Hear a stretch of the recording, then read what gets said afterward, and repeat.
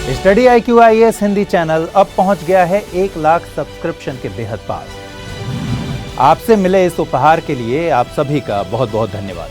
लेकिन अब return gift देने की बारी और जवाबदारी है हमारी। तो स्टडी IQ IAS हिंदी परिवार में 1 लाख स्टूडेंट्स के जुड़ने की खुशी में हम देने वाले हैं आपको कुछ बहुत अनूठे उपहार। हम करने वाले हैं एक एक कर कुछ सरप्राइजिंग अनाउंसमेंट।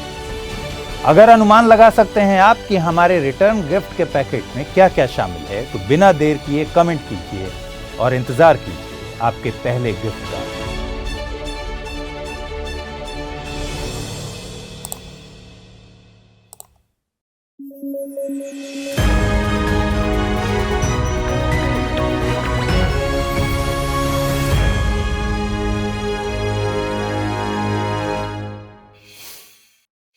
आइए खबर शुरू करें। हाल ही में G7 देशों ने भारत से JETP यानी जस्ट एनर्जी ट्रांजिशन पार्टनरशिप में शामिल होने को कहा है। इसके जरिए भारत में क्लीन एनर्जी प्रोजेक्ट्स के लिए फंडिंग मिल सकेगी, साथ ही देश की कोयले पर निर्भरता कम हो सकेगी। भारत ने अभी इस पर कोई प्रतिक्रिया नहीं दी है। यदि भारत की तरफ से इस ऑफर को स्वीकार किया जाता है तो इसकी घोषणा नवंबर में आयोजित होने वाली COP27 की बैठक में की जाएगी। गौरतलब है कि JETP को ग्लासगो में आयोजित हुई COP26 में लॉन्च किया गया था। इसे दक्षिण Africa, Germany, France, UK, USA और यूरोपियन यूनियन द्वारा लॉन्च किया गया था। इसका मकसद दक्षिण अफ्रीका में कोयले को फेज आउट करना था। अब G7 ऐसे ही प्रोजेक्ट्स भारत, इंडोनेशिया और वियतनाम जैसे देशों में शुरू करना चाहता है। भारत को पार्टनरशिप इसी सिलसिले में ऑफर की गई है। आपको बता दें कि G7 में UK, USA, Canada, Japan, France, Germany, Italy और EU शामिल हैं। यह एक अंतर सरकारी राजनीतिक संगठन है। इसमें विश्व की बड़ी और एडवांस्ड इकोनॉमीज शामिल हैं। G7 के सदस्य सालाना सम्मेलन आयोजित करते हैं। इसमें जलवायु परिवर्तन, अर्थव्यवस्था और सुरक्षा जैसे मुद्दों पर चर्चा की जाती है। साल 2021 में G7 का सम्मेलन UK में आयोजित हुआ था। 31 अक्टूबर को लौह पुरुष सरदार वल्लभ भाई पटेल की जयंती मनाई जाती है। उनका जन्म गुजरात के नादियाड में हुआ था। देश में उनकी जयंती को राष्ट्रीय एकता दिवस के तौर पर मनाया जाता है। वे देश के पहले उप प्रधानमंत्री और गृह मंत्री के पद पर रहे थे। उन्हें बारदोली सत्याग्रह के दौरान सरदार की उपाधि से नवाजा गया था। उन्होंने कांग्रेस के कराची अधिवेशन की अध्यक्षता की थी, जो कि साल 1931 में आयोजित हुआ था। इस अधिवेशन को खासतौर पर गांधी इरविन पैक्ट को रेटिफाई करने के लिए बुलाया गया था। देश की स्वतंत्रता के बाद बंटवारे से उपजी चुनौतियों में उन्होंने अहम भूमिका निभाई। शरणार्थी समस्या, रियासतों का एकीकरण और ऑल इंडिया सर्विसेज में उनकी महत्वपूर्ण भूमिका रही है। उन्होंने सिविल सर्विसेज को स्टील फ्रेम ऑफ इंडिया की उपाधि दी थी। उन्हें मरणोपरांत साल 1991 में भारत रत्न से नवाजा गया था।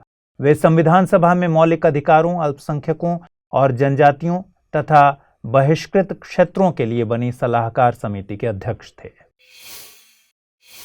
प्रधानमंत्री नरेंद्र मोदी ने गुजरात के वडोदरा में C295 एयरक्राफ्ट की मैन्युफैक्चरिंग यूनिट का फाउंडेशन स्टोन रखा। टाटा एयरबस भारतीय वायुसेना के लिए इस ट्रांसपोर्ट कैरियर का निर्माण करेगी। यह ऐसा पहला प्रोजेक्ट होगा जिसमें भारत में किसी मिलिट्री एयरक्राफ्ट का निर्माण निजी कंपनी के द्वारा किया जाएगा। इसके अलावा पहली बार C295 एयरक्राफ्ट का विनिर्माण यूरोप के बाहर किया जाएगा। गौरतलब है कि C295 एक ट्रांसपोर्ट एयरक्राफ्ट है। इसकी क्षमता 5 से 10 टन और स्पीड 480 किलोमीटर पर आवर है। इस क्लास के सभी कैरियर्स में इसमें सबसे लंबी केबिन है। आपको बता दें कि C295 को सबसे पहले एक स्पेनिश एयरक्राफ्ट कंपनी ने बनाया था। ये कंपनी बाद में एयरबस का हिस्सा बन गई। अब इसकी मैन्युफैक्चरिंग एयरबस के स्पेन वाले प्लांट में की जाती है। सितंबर 2021 में भारत और एयरबस के बीच 56 C295 की खरीद का समझौता हुआ था। इसमें से 16 aircraft carrier fly away condition में डिलीवर किए जाएंगे। बचे हुए 40 का विनिर्माण टाटा एडवांस्ड सिस्टम्स लिमिटेड के द्वारा किया जाएगा। ये विनिर्माण दोनों कंपनियों के बीच एक इंडस्ट्रियल पार्टनरशिप के तहत होगा। एयरबस एक यूरोपियन मल्टीनेशनल एरोस्पेस कंपनी है। इसका मुख्यालय नीदरलैंड में है। बीते दिनों संस्कृति मंत्रालय ने स्त्री देश नाम से एक डांस ड्रामा का आयोजन किया था। इसमें कश्मीर से संबंधित 13 रानियों की कहानी दिखाई गई। कश्मीर की इन रानियों में यशोवती, ईशान देवी, वाकपुष्ता, सुगंधा, रानी दिद्दा, श्रीलेखा, सिला, सूर्यमती और कालनिका शामिल हैं। इसके जरिए भारत में जेंडर इक्वालिटी के इतिहास को दिखाया गया है। इतिहास में इन रानियों को उनके नेतृत्व क्षमता के मुताबिक उतनी जगह नहीं दी गई है। इसके जरिए भारतीय समाज में लंबे अरसे से मौजूद महिला नेतृत्व को दिखाने की कोशिश की गई है। आपको बता दें कि रानी दिद्दा को कश्मीर के इतिहास की सबसे शक्तिशाली महिला शासक के रूप में जानते हैं। वे लोहार वंश में जन्मी थीं। वे बचपन से दिव्यांग थीं। उनकी शादी कश्मीर के राजा क्षेमगुप्त से हुई थी।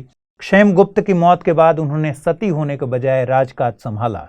उन्होंने पितृसत्ता के बनाए तमाम नियमों को तोड़ा और अपने बनाए नियमों के मुताबिक शासन किया।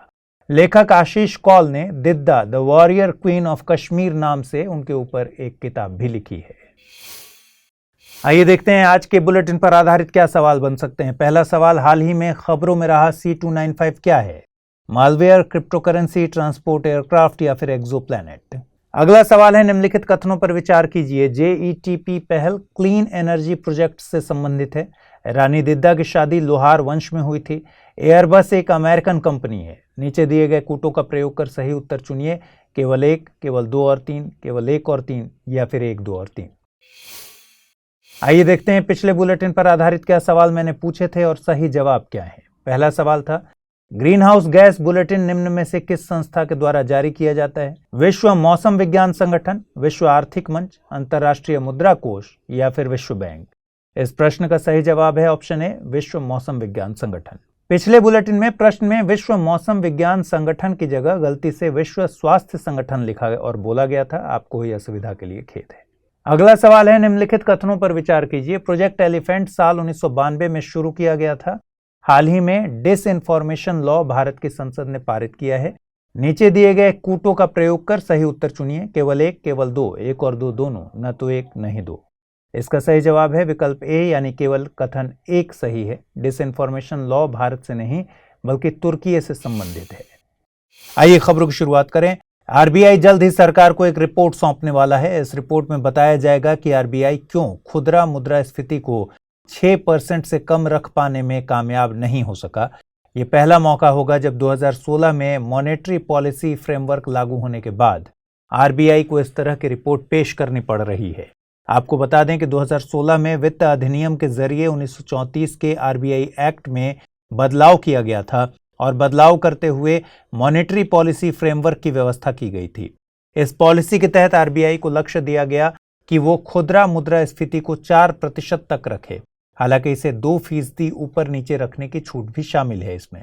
अगर किसी वजह से लगातार 3 तिमाही के लिए आरबीआई ऐसा करने में नाकाम रहता है तो इस एक्ट के तहत उसे सरकार को रिपोर्ट पेश करनी होगी। रिपोर्ट में उन वजहों को बताना होगा जिनसे मुद्रास्फीति का लक्ष्य हासिल नहीं किया जा सका और कीमतों को स्थिर रखने के लिए वो आगे क्या एक्शन लेने वाला है ये भी बताना होगा। मॉनेटरी पॉलिसी फ्रेमवर्क पर काम करने की जिम्मेदारी मॉनेटरी पॉलिसी कमेटी की है। इसका गठन 2016 के वित्त अधिनियम के जरिए ही हुआ था। यह एक सांविधिक निकाय है जिसमें 6 सदस्य होते हैं। आरबीआई का गवर्नर इसकी अध्यक्षता करता है। आरबीआई का डिप्टी गवर्नर और सेंट्रल बोर्ड द्वारा नामित एक व्यक्ति इसका सदस्य होता है। सरकार भी 3 सदस्यों को इसके लिए नियुक्त करती है। कानून के मुताबिक मॉनेटरी पॉलिसी कमेटी को साल में कम से कम 4 बैठकें करनी चाहिए। इसी के साथ 6 महीने में एक बार मॉनेटरी पॉलिसी रिपोर्ट जारी करना भी आरबीआई की कानूनी जिम्मेदारी है। सरकार ने हाल ही में फिलिस्तीन के शरणार्थियों के लिए $2.5 मिलियन की मदद भेजी है। यह राशि फिलिस्तीन के शरणार्थियों के लिए काम कर रही संयुक्त राष्ट्र की एजेंसी के लिए भारत की वार्षिक मदद का हिस्सा है। इस राशि से इन शरणार्थियों तक स्कूली शिक्षा, स्वास्थ्य और दूसरी सेवाओं को दुरुस्त करने में मदद मिलेगी। 2018 से भारत अब तक संयुक्त राष्ट्र की इस एजेंसी को $22.5 मिलियन की मदद भेज चुका है। इस एजेंसी का नाम है UNRWA। UNRWA यानी United Nations relief and work agency for Palestine refugees in the near east. फिलिस्तीन के शरणार्थियों के लिए राहत और मानव विकास का काम करती है ये संस्था। इसका गठन 1948 में शुरू हुए अरब इजराइल संघर्ष के बाद हुआ था। इसके लिए संयुक्त राष्ट्र महासभा में 1949 में प्रस्ताव 302-4 पारित किया गया था। शरणार्थियों की मदद को आगे बढ़ाने और पुख्ता करने के लिए संयुक्त राष्ट्र ने हाल ही में इस व्यवस्था को 2023 तक के लिए बढ़ा दिया है। UNRWA की फंडिंग की बात करें तो इसका अधिकांश हिस्सा संयुक्त राष्ट्र के सदस्यों की तरफ से स्वैच्छिक रूप से आता है। हालांकि कुछ फंड संयुक्त राष्ट्र के वार्षिक बजट से भी आता है। UNRWA आज के समय में लगभग 5.6 मिलियन फिलिस्तीनी शरणार्थियों की मदद कर रहा है। यह agency Jordan, Lebanon, Syria, West Bank, पूर्वी जेरूशलम और गाजा पट्टी में मौजूद शरणार्थियों के लिए काम कर रही है। हाल ही में कृषि एवं किसान कल्याण मंत्रालय ने नोटिफिकेशन जारी कर ग्लाइफोसेट के इस्तेमाल पर प्रतिबंध लगा दिए हैं। इस अधिसूचना के बाद अब कुछ मान्यता प्राप्त पेस्ट कंट्रोल ऑपरेटर्स ही ग्लाइफोसेट का इस्तेमाल कर पाएंगे। हालांकि इससे पहले महाराष्ट्र, तेलंगाना, पंजाब और आंध्र प्रदेश इस तरह के कदम उठा चुके हैं, लेकिन इसमें काफी कामयाबी हाथ नहीं लगी और ग्लाइफोसेट का उपयोग जारी रहा। पेस्टिसाइड एक्शन नेटवर्क इंडिया इस तरह के खरपतवारनाशी या शाकनाशी के इस्तेमाल पर रोक लगाने की मांग लंबे समय से करता आ रहा है। पैन इंडिया के मुताबिक ग्लाइफोसेट में काफी खतरनाक तत्व शामिल हैं, जिनसे इंसानों और पशुओं दोनों के स्वास्थ्य को खतरा है। कई रिपोर्ट्स में ग्लाइफोसेट के इस्तेमाल से कैंसर और प्रजनन संबंधी दिक्कतें होने की बात कही गई है। इसके अलावा आमतौर पर सूजन, त्वचा का जलना और मुंह तथा नाक में दिक्कत होने जैसी बातें भी इसमें शामिल हैं। इस तरह के खतरों को देखते हुए भारत में चाय के पौधों के लिए ग्लाइफोसेट के इस्तेमाल को मंजूरी दी गई है। इसके अलावा दूसरे किसी क्षेत्र में ग्लाइफोसेट का इस्तेमाल करने पर इंसेक्टिसाइड्स एक्ट 1968 के तहत कार्रवाई का प्रावधान है। इसके बावजूद ग्लाइफोसेट का उपयोग दूसरी फसलों के लिए भी बड़े पैमाने पर हो रहा है। इससे न केवल लोगों की सेहत बल्कि भारत के एग्रो इकोलॉजिकल पैटर्न पर भी असर पड़ रहा है। ग्लाइफोसेट एक शाकनाशी है जिसे पौधों की पत्तियों पर छिड़का जाता है ताकि बड़ी पत्ती वाले पौधों और घास को खत्म किया जा सके। इसमें मौजूद सोडियम सॉल्ट फॉर्म पौधे की ग्रोथ को रेगुलेट करने और खास फसलों को पकाने में मदद करता है। पेस्टिसाइड एक्शन नेटवर्क इंडिया एक स्वतंत्र राष्ट्रीय गैर लाभकारी संगठन है। इसका गठन 2013 में हुआ था। यह संगठन कीटनाशकों और शाकनाशकों के इस्तेमाल पर रिपोर्ट जारी करता है। हाल ही में जारी एक रिपोर्ट में भारत में क्लोरपिरिफोस, फाइप्रोनेल, एट्राजिन और पैरक्वाट के इस्तेमाल से जुड़े खतरों का जिक्र आया है। नासा के एक मिशन की तरफ से सूर्य की भेजी हुई तस्वीरें इन दिनों काफी चर्चा में हैं। दरअसल कुछ दिनों पहले नासा के SDO यानी सोलर डायनेमिक्स ऑब्जर्वेटरी ने सूर्य की अनदेखी तस्वीरें साझा की थीं। नासा ने इस तस्वीर में स्माइलिंग सन यानी मुस्कुराते हुए सूर्य की बात कही है, जबकि ब्रिटेन ने इस तस्वीर में दिखने वाली आकृति को कद्दू की तरह बताया है। नासा को पहुंची सूर्य की इस तस्वीर में ऊपर की तरफ दो काले बड़े धब्बों और नीचे की तरफ एक बड़ी कर्व लाइन को देखा जा सकता है। नासा के मुताबिक ये धब्बे कोरोना के छिद्र हैं जो सूर्य के बाकी हिस्से के मुकाबले कम गर्म और कम घने होते हैं, इसलिए ये काले दिखाई देते हैं। ये धब्बे वही क्षेत्र होते हैं जहां से सोलर विंड्स अंतरिक्ष में बहुत तेजी से आगे बढ़ती हैं। आपको बता दें कि नासा ने सोलर डायनेमिक्स ऑब्जर्वेटरी साल 2010 में लॉन्च किया था। यह नासा के living with a star program का हिस्सा है। इस प्रोग्राम को सोलर वेरिएबिलिटी यानी सूर्य में होने वाले बदलावों और पृथ्वी पर उसके असर के अध्ययन के लिए डिजाइन किया गया था। सोलर डायनेमिक्स ऑब्जर्वेटरी का काम यह पता लगाना है कि सूर्य का मैग्नेटिक फील्ड कैसे बना और उसकी संरचना किस तरह की है। सूर्य में पहले से मौजूद मैग्नेटिक एनर्जी कैसे कन्वर्ट होती है और यह किस तरह हेलियोस्फीयर और जियोस्पेस में सोलर विंड के रूप में रिलीज होती है। आइए जल्दी से देखते हैं आज के बुलेटिन पर आधारित क्या सवाल बन सकते हैं। पहला सवाल है, निम्नलिखित कथनों पर विचार कीजिए। मौद्रिक नीति समिति एक सांविधिक निकाय है। मुद्रास्फीति पर छमाही रिपोर्ट प्रकाशित करना भारतीय रिजर्व बैंक के लिए स्वैच्छिक है। भारतीय रिजर्व बैंक पर खुदरा मुद्रास्फीति के नियंत्रण का लक्ष्य एक सांविधिक उत्तरदायित्व है। उपर्युक्त में से कौन से कथन सही हैं? केवल 1 और 2, केवल 2 और 3, केवल 1 और 3 या फिर 1, 2 और 3। अगला सवाल है, प्रायः खबरों में रहने वाला ग्लाइफोसेट क्या है? प्रवालों की एक नई प्रजाति, प्रतिजैविक दवा, पीड़कनाशी या फिर शाकनाशी? आइए देखते हैं पिछले बुलेटिन में क्या सवाल पूछे गए थे और उनके सही जवाब क्या हैं। पहला सवाल है, हाल ही में खबरों में रहा C295 क्या है? मालवेयर, क्रिप्टोकरेंसी, ट्रांसपोर्ट एयरक्राफ्ट या फिर एक्सोप्लैनेट? सही जवाब है इसका ऑप्शन सी यानी C295 एक ट्रांसपोर्ट एयरक्राफ्ट है। अगला सवाल मैंने पूछा था, निम्नलिखित कथनों पर विचार कीजिए। JETP पहल क्लीन एनर्जी प्रोजेक्ट से संबंधित है। रानी दिद्दा की शादी लोहार वंश में हुई थी। एयरबस एक अमेरिकन कंपनी है। नीचे दिए गए कूटों का प्रयोग कर सही उत्तर चुनिए। केवल 1, केवल 2 और 3, केवल 1 और 3, 1, 2 और 3। इसका सही उत्तर है ऑप्शन ए यानी केवल पहला कथन सही है। पहला कथन जिसमें JETP पहल क्लीन एनर्जी प्रोजेक्ट से संबंधित बताया गया है। दूसरा कथन गलत है क्योंकि रानी दिद्दा का विवाह कश्मीर के राजा क्षेम गुप्ता से हुआ था। तीसरा कथन भी गलत है क्योंकि एयरबस एक यूरोपियन मल्टीनेशनल कंपनी है, या न कि अमेरिकन कंपनी। हिंदी में यूपीएससी की तैयारी से संबंधित प्रोग्राम्स को देखने के लिए सब्सक्राइब करें स्टडी IQ IAS हिंदी।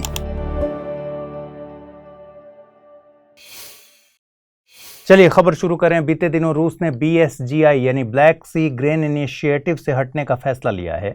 इसके चलते वैश्विक स्तर पर गेहूं की कीमतों में इजाफा हुआ है। BSGI को UN, रूस, तुर्की और यूक्रेन के द्वारा लॉन्च किया गया था।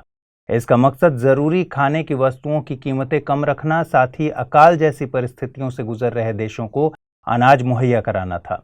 इसमें जरूरी कृषि उत्पाद यूक्रेन के कई पोर्ट से निर्यात किए जाते हैं। गौरतलब है कि इस पहल में UN और तुर्की भी अहम भूमिका में हैं। UN के मुताबिक सिविलियन कार्गो शिप्स को मिलिट्री मामलों में टारगेट नहीं किया जा सकता। खाद्य आपूर्ति जारी रहनी चाहिए। भारत ने UN में खाद्य सुरक्षा का मुद्दा उठाते हुए इस पहल को जारी रखने की बात कही है। रूस का तर्क है कि ये पहल 19 नवंबर को एक्सपायर होने वाली है। ऐसे में जब इसे रिन्यू किया जाए तो रूस के अनाजों के निर्यात को बढ़ावा दिया जाए। गौरतलब है कि रूस यूक्रेन युद्ध के चलते कई देशों ने रूस पर सैंक्शंस लगाए हैं। आपको बता दें कि ब्लैक सी यूरोप और एशिया के बीच स्थित सागर है। इसके उत्तर में यूरोप, पूर्व में कॉकेसस, दक्षिण में अनातोलिया और पश्चिम में बाल्कन क्षेत्र है। इसकी तटीय सीमाएं बुल्गारिया, रोमानिया, यूक्रेन, रूस, जॉर्जिया और तुर्की से लगती हैं। इसी में रूस यूक्रेन के बीच विवादित क्षेत्र क्रीमिया स्थित है। ब्लैक सी के पूर्व में कर्च जल संधि है जो इसे अजोव सागर से जोड़ती है। वहीं पश्चिम में बॉस्पोरस की जल संधि है जो इसे मरमरा सागर से जोड़ती है। मिनिस्ट्री ऑफ टेक्सटाइल ने NTTM यानी नेशनल टेक्निकल टेक्सटाइल मिशन के तहत कई प्रोजेक्ट्स को मंजूरी दी है। इसमें speciality fibres, smart textile, agro textile और जियो टेक्सटाइल से जुड़े प्रोजेक्ट शामिल हैं। गौरतलब है कि टेक्निकल टेक्सटाइल को उनकी टेक्निकल परफॉर्मेंस और फंक्शनल प्रॉपर्टीज के लिए निर्मित किया जाता है। इसमें कपड़ों की सुंदरता जैसे फीचर्स को शामिल नहीं किया जाता। इन्हें कुल 12 कैटेगरीज में बांटा गया है। इनमें agrotech, oekotech, buildtech, meditech, geotech, cloth tech, mobile tech, home tech, sports tech, intech, protech, packtech शामिल हैं। इनका प्रयोग कृषि, सड़कें, रेलवे ट्रैक्स, स्पोर्ट्स वियर, स्वास्थ्य और बुलेट प्रूफ जैकेट्स में किया जाता है। भारत सरकार ने भारत को इन टेक्सटाइल के क्षेत्र में वैश्विक नेता बनाने के मकसद से ये मिशन लॉन्च किया था। इसे 4 सालों में 2020-21 से लेकर 2023-24 के लिए लॉन्च किया गया था। इसमें 4 कंपोनेंट पर फोकस किया गया है। पहला कंपोनेंट है रिसर्च, नवाचार और विकास। दूसरा है प्रमोशन और मार्केट डेवलपमेंट से जुड़ा हुआ। तीसरे में एक्सपोर्ट प्रमोशन की बात कही गई है। वहीं चौथा एजुकेशन, ट्रेनिंग और स्किल डेवलपमेंट से जुड़ा हुआ है। CVC यानी केंद्रीय सतर्कता आयोग ने विजिलेंस अवेयरनेस वीक की शुरुआत की है। ये 31 अक्टूबर से लेकर 6 नवंबर 2022 तक आयोजित किया जाएगा। इसकी थीम भ्रष्टाचार मुक्त भारत, विकसित भारत रखी गई है। इसके तहत नागरिकों के लिए सत्यनिष्ठा शपथ का प्रावधान किया गया है। साथ ही नागरिकों को भ्रष्टाचार के खिलाफ लड़ने के लिए प्रोत्साहित किया जाएगा। CVC का गठन 11 फरवरी 1964 को के संथानम समिति की सिफारिशों पर किया गया था। यह एक शीर्ष सतर्कता संस्था है। इसका मकसद भ्रष्टाचार के खिलाफ लड़ना और जन प्रशासन में सत्यनिष्ठा को सुनिश्चित करना है। यह आयोग भ्रष्टाचार के खिलाफ जीरो टॉलरेंस की नीति के लिए प्रतिबद्ध है। अपने मूल रूप में CVC न तो एक सांविधिक संस्था है और न ही संवैधानिक है। इसे केंद्रीय सतर्कता आयोग अधिनियम 2003 के जरिए सांविधिक दर्जा प्रदान किया गया था। किसी भी इंक्वायरी को करते वक्त इसके पास सिविल कोर्ट की शक्तियां होती हैं। CVC अपनी सालाना रिपोर्ट राष्ट्रपति को सौंपती है, जिसे राष्ट्रपति द्वारा संसद के सामने पेश किया जाता है। इसकी संरचना की बात करें तो एक अध्यक्ष का प्रावधान किया गया है। वहीं 2 से ज्यादा सदस्य नहीं हो सकते। वर्तमान में केंद्रीय सतर्कता आयुक्त के पद पर श्री सुरेश N पटेल हैं। इस खबर की महत्ता को समझने के लिए साल 2018 में UPSC द्वारा NDA की परीक्षा में पूछे गए सवाल पर गौर करिए। सवाल पूछा गया था, केंद्रीय सतर्कता आयोग का गठन किस समिति की सिफारिशों पर किया गया था? संथानम समिति, दिनेश गोस्वामी समिति, तारकुंडे समिति या फिर नरसिम्हन समिति? इसका सही जवाब है संथानम समिति। 1 नवंबर को जोजिला डे का आयोजन किया गया। इसे लद्दाख के द्रास में जोजिला वॉर मेमोरियल में आयोजित किया गया। इसका मकसद साल 1948 में इंडियन ट्रूप्स द्वारा ऑपरेशन बायसन में दिखाए गए शौर्य को सेलिब्रेट करना होता है। ऑपरेशन बायसन को पाकिस्तानी हमलावरों से जोजिला दर्रे को मुक्त कराने के लिए लॉन्च किया गया था। जोजिला डे इंडियन आर्मी के नेवर से डाई एटीट्यूड और अदम्य साहस का प्रतीक है। ऑपरेशन बायसन में ही पहली बार इतनी ऊंचाई पर टैंक्स का प्रयोग किया गया था। शुरुआत में इसे ऑपरेशन डक नाम दिया गया, जिसे बाद में लेफ्टिनेंट जनरल करियप्पा ने बदलकर ऑपरेशन बायसन किया था। गौरतलब है कि general KM. Cariappa Indian army के पहले भारतीय कमांडर इन चीफ थे। आपको बता दें कि जोजिला दर्रा हिमालय पर्वत श्रृंखला में स्थित है। यह समुद्र से तकरीबन 11,601 फीट की ऊंचाई पर है। यह जास्कर श्रेणी में आता है। श्रीनगर से लेह जाने का रास्ता इसी दर्रे से होकर गुजरता है। आइए देखते हैं आज के बुलेटिन पर आधारित क्या सवाल बन सकते हैं। पहला सवाल है, निम्नलिखित में से कौन सा देश ब्लैक सी ग्रेन इनिशिएटिव का हस्ताक्षरकर्ता देश नहीं है? रूस, यूक्रेन, तुर्की या फिर बुल्गारिया। दूसरा सवाल है, निम्नलिखित कथनों पर विचार कीजिए। ऑपरेशन बायसन इंडियन बायसन के संरक्षण के मकसद से लॉन्च किया गया था। केंद्रीय सतर्कता आयोग एक सांविधिक संस्था है। केंद्रीय सतर्कता आयोग के गठन की सिफारिश संस्थानम समिति के द्वारा की गई थी। नीचे दिए गए कूटों का प्रयोग कर सही कथन या कथनों को चुनिए। केवल एक, केवल दो और तीन, केवल एक और तीन या फिर एक, दो और तीन। आइए देखें पिछले बुलेटिन में मैंने क्या सवाल पूछे थे और उनके सही जवाब क्या है। पहला सवाल था, निम्नलिखित कथनों पर विचार कीजिए। मौद्रिक नीति समिति एक सांविधिक निकाय है। मुद्रास्फीति पर छमाही रिपोर्ट प्रकाशित करना भारतीय रिजर्व बैंक के लिए स्वैच्छिक है। भारतीय रिजर्व बैंक पर खुदरा मुद्रास्फीति के नियंत्रण का लक्ष्य एक सांविधिक उत्तरदायित्व है। उपर्युक्त में से कौन से कथन सही हैं? केवल एक और दो, केवल दो और तीन, केवल एक और तीन या फिर एक, दो और तीन। इसका सही जवाब है विकल्प सी, यानी केवल एक और तीन। दूसरा कथन गलत है, क्योंकि 6 महीने में एक बार मॉनेटरी पॉलिसी रिपोर्ट जारी करना भी आरबीआई की कानूनी जिम्मेदारी है। अगला सवाल मैंने पूछा था, प्रायः खबरों में रहने वाला ग्लाइफोसेट क्या है? प्रवालों की एक नई प्रजाति, प्रतिजैविक दवा, पीड़कनाशी, शाकनाशी। सही जवाब है विकल्प डी, यानी शाकनाशी। एनसीएसटी यानी राष्ट्रीय अनुसूचित जनजाति आयोग ने पहाड़ी समुदाय को जम्मू कश्मीर की अनुसूचित जनजाति की सूची में शामिल करने को मंजूरी दे दी है। इसके साथ ही एनसीएसटी ने पद्दारी, कोली और गद्दा ब्राह्मण समुदायों को इस सूची में शामिल करने की मांग की है। इस प्रस्ताव को फाइनल राष्ट्रपति द्वारा जारी अधिसूचना के बाद ही किया जा सकेगा। संविधान के अनुच्छेद 342 के जरिए राष्ट्रपति को यह शक्ति हासिल है। वर्तमान में जम्मू कश्मीर में कुल 12 समुदाय अनुसूचित जनजाति के तौर पर दर्ज हैं। गौरतलब है कि गृह मंत्री अमित शाह ने पीर पंजाल वैली में एक रैली के दौरान पहाड़ी समुदाय को एसटी की लिस्ट में शामिल करने की बात कही थी। पीर पंजाल वैली गुज्जर और बकरवाल समुदायों का भी रिहायशी इलाका है। उन्हें जम्मू कश्मीर में पहले से एसटी का दर्जा हासिल है। पहाड़ी समुदाय को एसटी में शामिल करने पर गुज्जर और बकरवाल समुदायों ने नाराजगी जाहिर की है। हालांकि सरकार ने सभी समुदायों के हितों को बनाए रखने की बात कही है। गुज्जर और बकरवाल एक नोमैडिक ट्राइब यानी खानाबदोश समूह है। आपको बता दें कि एनसीएसटी एक संवैधानिक निकाय है। इसका गठन संविधान के अनुच्छेद 338A के जरिए किया गया है। इस अनुच्छेद को संविधान में 89वें संशोधन अधिनियम 2003 से जोड़ा गया था। वर्तमान में कमीशन के अध्यक्ष हर्ष चौहान हैं।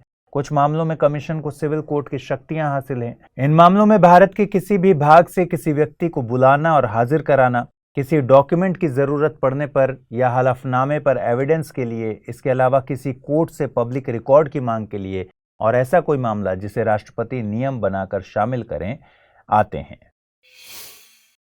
बीते दिनों एनआरआईज की तरफ से कोर्ट में याचिका दायर की गई थी। इसमें एनआरआईज के लिए रिमोटली वोटिंग को अलाउ करने की मांग की गई थी। इस पर सरकार ने जवाब दिया है कि एनआरआईज के लिए रिमोट वोटिंग कराने का प्रयास किया जा रहा है।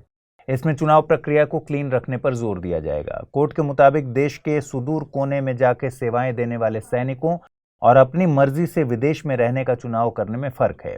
कोर्ट ने सैनिकों को पोस्टल बैलेट सुविधाएं देने को इस मामले से अलग रखने को कहा। हालांकि कोर्ट ने माना है कि मजदूर वर्ग के जो लोग विदेश में रहकर काम करते हैं, उनके लिए केवल वोट कास्ट करने के लिए हवाई सफर करना मुनासिब नहीं होता। कोर्ट ने सरकार से डिजिटल वोटिंग पर राय मांगी है। गौरतलब है कि सरकार ने इस मामले के मद्देनजर representation of the people amendment bill भी पेश किया था। हालांकि 16वीं लोकसभा के साथ बिल भी डिसॉल्व हो गया। Representation of the people act 1950 के सेक्शन 20A में देश से बाहर रह रहे नागरिकों को वोट देने के लिए फिजिकली प्रेजेंट होना होगा। इस मामले में चुनाव आयोग का भी मानना है कि एनआरआईज को रिमोट वोटिंग का अधिकार देना चाहिए। आयोग ने एनआरआईज के लिए ETPBS यानी electronically transmitted postal ballot system जैसी व्यवस्था की बात कही है। वर्तमान में भारत का एक नागरिक जो रोजगार, शिक्षा आदि के कारण देश में नहीं रहता, उसने किसी अन्य देश की नागरिकता हासिल नहीं की है, उसे पासपोर्ट में दिए गए पते पर मतदाता के रूप में पंजीकृत होने का अधिकार है, लेकिन वोटिंग के लिए फिजिकली मौजूद होना होगा। NRIs को वोटिंग राइट्स साल 2011 में representation of the people act 1950 में संशोधन करके दिए गए थे। आपको बता दें कि एक NRI यानी नॉन रेजिडेंट इंडियन से मतलब ऐसे व्यक्ति से है जो किसी कैलेंडर ईयर में 182 दिन भारत के बाहर निवास करता है। उसके पास भारत का पासपोर्ट और नागरिकता होनी चाहिए। राष्ट्रपति द्रौपदी मुर्मू 2 दिन की नागालैंड यात्रा पर हैं। इस दौरान वे दूसरे विश्व युद्ध के दौरान शहीद हुए सैनिकों को श्रद्धांजलि देने कोहिमा कब्रिस्तान भी पहुंची। साथ ही उन्होंने अंगामी जनजाति के सबसे पुराने गांवों में से एक किगवेमा की भी यात्रा की। किगवेमा अंगामी जनजाति का एक पारंपरिक गांव है। अंगामी नागालैंड की प्रमुख जनजातियों में से एक है। ये अपने वुडक्राफ्ट और आर्ट वर्क के लिए पूरे देश में प्रसिद्ध है। इस जनजाति के द्वारा फरवरी महीने में 10 दिन चलने वाला त्योहार सेकरेन यिथेनई मनाया जाता है। इसमें 10 दिनों तक रीति रिवाजों का पालन किया जाता है। इस त्योहार को फोसनई भी कहते हैं। इस जनजाति की आजीविका का मुख्य साधन है कृषि। ये ईसाई धर्म का पालन करते हैं। नागालैंड में पाई जाने वाली अन्य जनजातियों में एओ, चाखेसांग, चांग, दिमासा कचारी, खियामनियुंगन, कोन्याक, कुकी, लोथा, फोम, पोचुरी, रेंगमा, संगतम, सुमी, यिमचुंगरू और जेलियांग शामिल हैं। कश्मीर के पाम्पोर क्षेत्र में सैफरन फेस्टिवल यानी केसर फेस्टिवल का आयोजन किया गया। पाम्पोर क्षेत्र को कश्मीर का केसर का कटोरा कहते हैं। दुनिया में हर साल तकरीबन 300 टन केसर का उत्पादन किया जाता है। इसमें से 76% का उत्पादन ईरान में किया जाता है। इसे दुनिया का सबसे कीमती मसाला मानते हैं। ये रेड गोल्ड के नाम से भी प्रसिद्ध है। गौरतलब है कि केसर का उत्पादन क्रॉकस सैटिवस पौधे के स्टिग्मा से किया जाता है। भारत में इसे जम्मू कश्मीर और हिमाचल प्रदेश में उगाया जाता है। कश्मीरी केसर को साल 2020 में GI टैग प्रदान किया गया था। कश्मीर में होने वाली केसर की खेती को साल 2011 में FAO द्वारा GIAHS यानी globally important agricultural heritage systems में शामिल किया गया था। GIAHS के जरिए दुनिया भर की परंपरागत कृषि प्रणालियों को संरक्षित किया जाता है।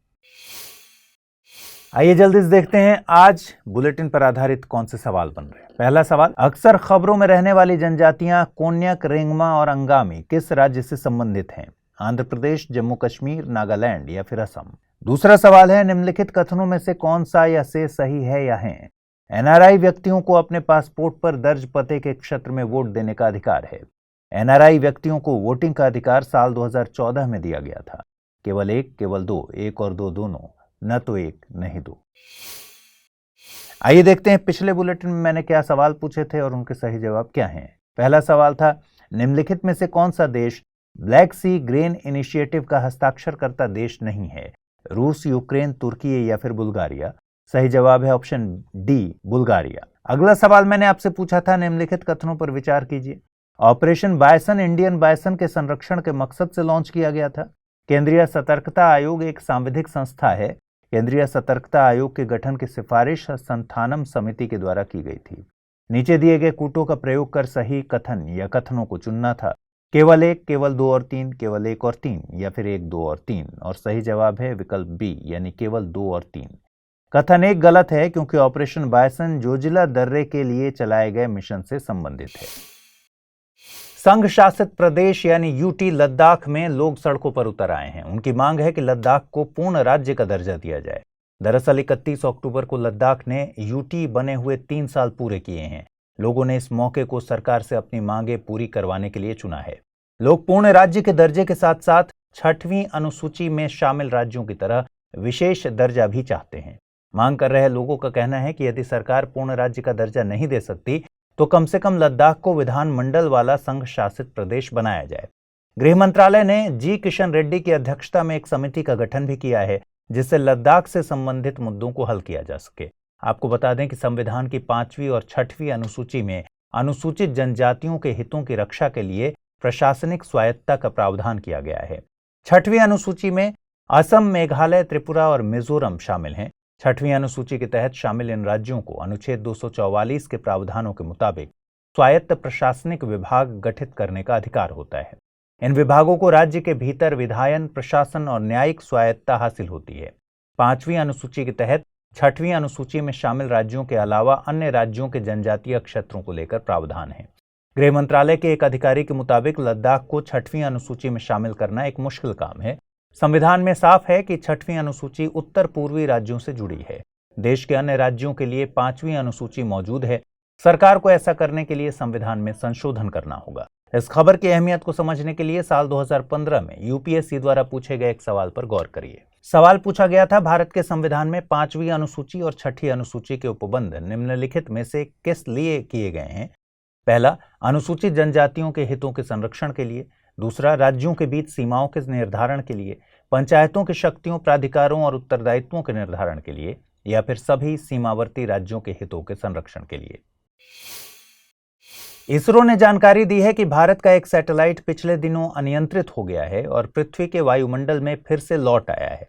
इसरो जिस सैटेलाइट की बात कर रहा है उसका नाम रिसैट-2 है, जिसे 2009 में लॉन्च किया गया था।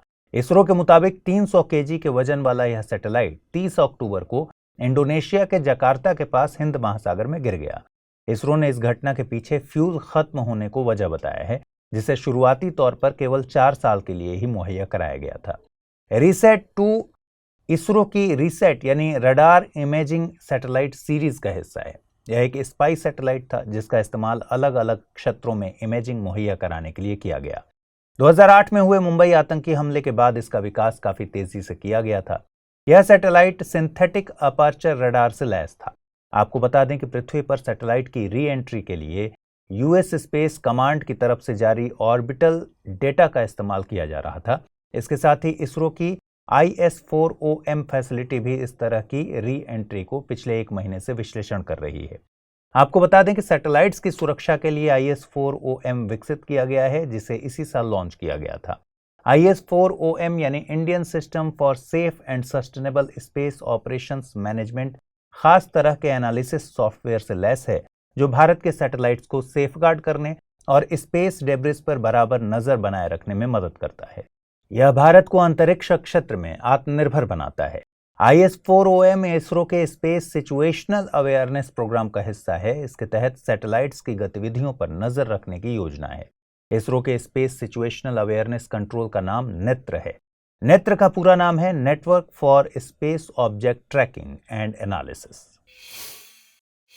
इधर शिक्षा मंत्रालय ने स्कूली शिक्षा पर एक रिपोर्ट जारी की है। रिपोर्ट के मुताबिक साल 2021-22 में प्राइमरी, अपर प्राइमरी और हायर सेकेंडरी लेवल पर GER यानी ग्रॉस एनरोलमेंट रेशियो में बीते साल के मुकाबले सुधार हुआ है। हायर सेकेंडरी लेवल पर GER 53.8% से बढ़कर 57.6% तक पहुंच गया है। इसके अलावा विशेष जरूरतों वाले बच्चों के GER में 3.45% का इजाफा हुआ है। रिपोर्ट के मुताबिक स्कूली शिक्षा में तकरीबन 95 लाख से ज्यादा शिक्षक काम करते हैं। इनमें 51% से अधिक महिलाएं शामिल हैं। वहीं साल 2020-21 में PTR यानी पीपल टीचर रेशियो प्राइमरी में 26 और अपर प्राइमरी में 19 है। सेकेंडरी के लिए PTR 18, हायर सेकेंडरी के लिए यह आंकड़ा 27 है। गौरतलब है कि GER कई अलग अलग कक्षा स्तरों पर विद्यालय में नामांकित छात्रों की संख्या निर्धारित करता है। वहीं PTR से मतलब एक शिक्षक पर विद्यार्थियों की संख्या से है। आपको बता दें, शिक्षा समवर्ती सूची का विषय है। इसे 42वें संविधान संशोधन के जरिए समवर्ती सूची में रखा गया था। समवर्ती सूची में होने का मतलब है कि इस पर राज्य और केंद्र सरकार दोनों कानून बना सकते हैं। 86वें संविधान संशोधन अधिनियम के जरिए शिक्षा को अनुच्छेद 21A के तहत मौलिक अधिकार के तौर पर शामिल किया गया है। विश्व आर्थिक मंच के मुताबिक डिजिटल सॉल्यूशंस के जरिए वैश्विक उत्सर्जन को 20% तक कम किया जा सकता है। इसके लिए वैश्विक नेताओं और इंडस्ट्रीज को ट्विन ट्रांजिशन अप्रोच पर काम करना होगा। ट्विन ट्रांजिशन अप्रोच में डिजिटाइजेशन और सस्टेनेबिलिटी को अलग अलग नहीं देखा जाता, बल्कि इन्हें साथ मिलाकर सतत विकास के लक्ष्य को पूरा किया जा सकता है। इसमें ग्रीनिंग टेक्नोलॉजी पर अमल करने को तवज्जो दी जाती है।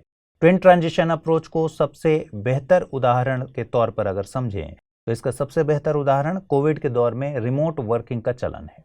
इससे जहां परिवहन के कम होने से प्रदूषण में कमी आई, तो वहीं इसे संभव बनाया डिजिटल अवसंरचना ने। बिना इंटरनेट के रिमोट वर्किंग जैसी संकल्पना कभी साकार नहीं हो पाती।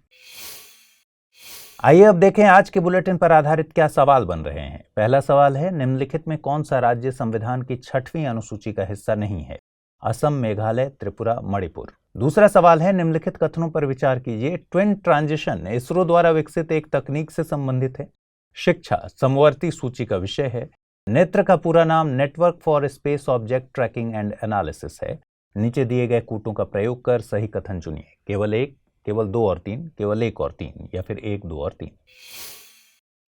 अब देखें कल जो पूछे थे मैंने सवाल, उसके सही जवाब क्या हैं। पहला सवाल मैंने पूछा था, अक्सर खबरों में रहने वाली जनजातियां कोन्याक, रेंगमा और अंगामी किस राज्य से संबंधित हैं? आंध्र प्रदेश, जम्मू कश्मीर, नागालैंड या फिर असम। सही जवाब है इसका नागालैंड, यानी ऑप्शन सी। अगला सवाल मैंने पूछा था, निम्नलिखित कथनों में से कौन सा या से सही है या है? एनआरआई व्यक्तियों को अपने पासपोर्ट पर दर्ज पते के क्षेत्र में वोट देने का अधिकार है। एनआरआई व्यक्तियों को वोटिंग का अधिकार साल 2014 में दिया गया था। ऑप्शंस थे केवल 1, केवल 2, 1 और 2 दोनों, न तो 1 नहीं 2। इसका सही जवाब है विकल्प ए, यानी केवल 1। एनआरआई व्यक्तियों को वोटिंग का अधिकार साल 2011 में दिया गया था।